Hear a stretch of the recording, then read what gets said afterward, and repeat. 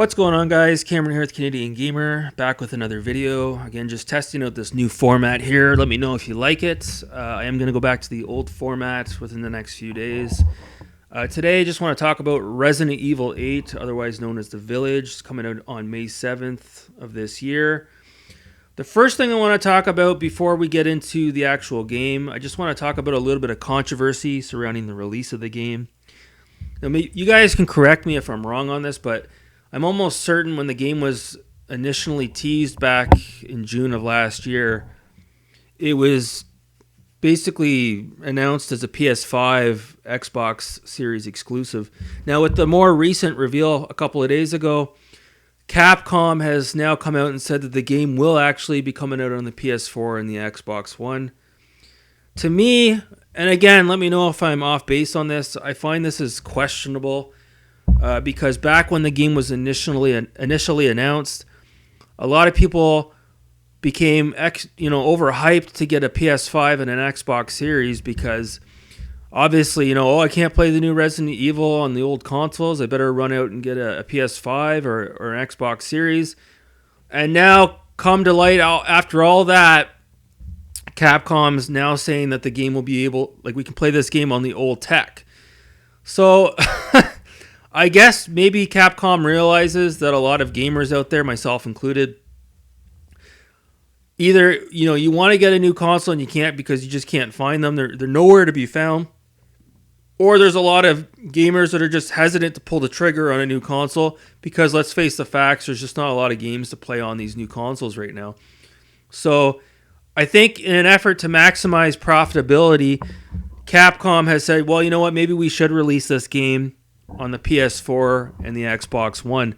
So great for people like me that don't really plan on jumping onto the new tech, but it's kind of a piss off to those who ran out and bought a new console just for this new Resident Evil game when they could have just played it on their old console.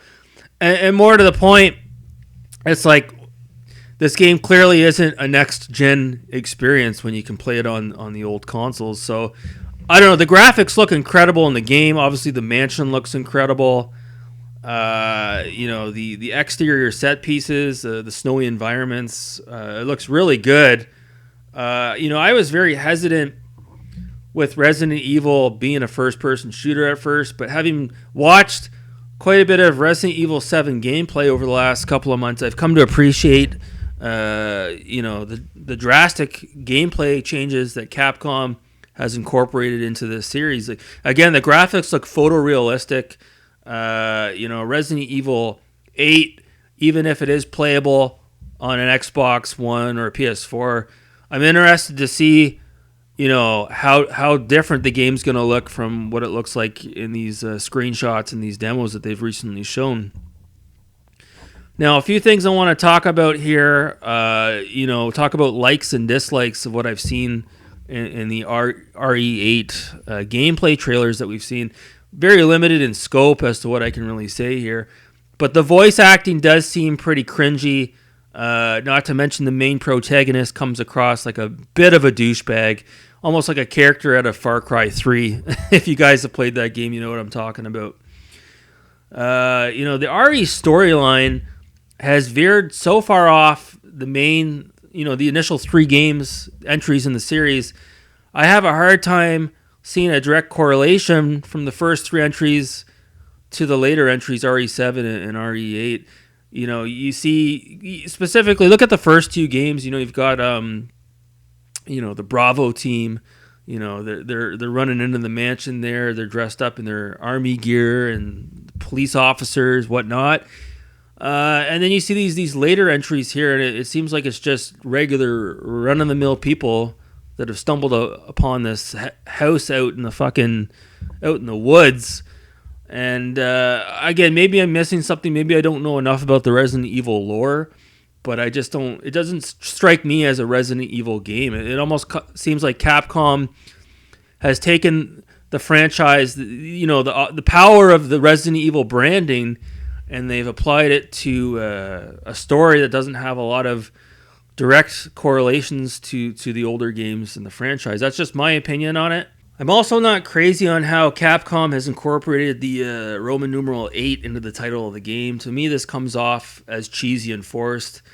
Not very original, pretty tacky. Also, as well, Capcom is apparently withholding some of the difficulty settings behind a paywall. To me, when I think of Resident Evil, I never really thought of RE as being the type of game that would have microtransactions.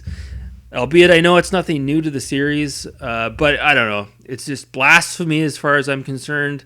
Further cements why I don't want to, participate in gaming beyond this generation, because it's just going the direction of paywalls and online gaming and online only and DLC. So again, we could talk about that till the cows come home, but you guys know how I feel about that.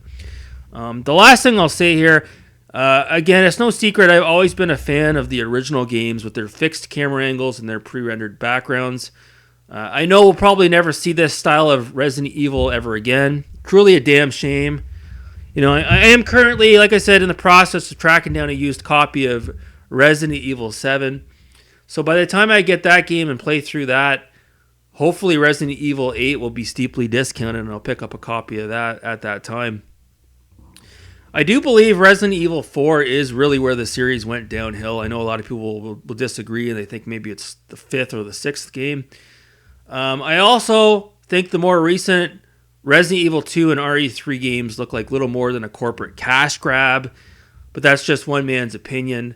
Hopefully RE8 will be a tour de force that fans have been waiting for. But really, guys, this has just been my thoughts, a little bit off the cuff. Let me know what you guys think about RE8 in the comments below. Anyways, guys, I'll talk to you guys in a bit. Thanks so much for watching. Have a great day.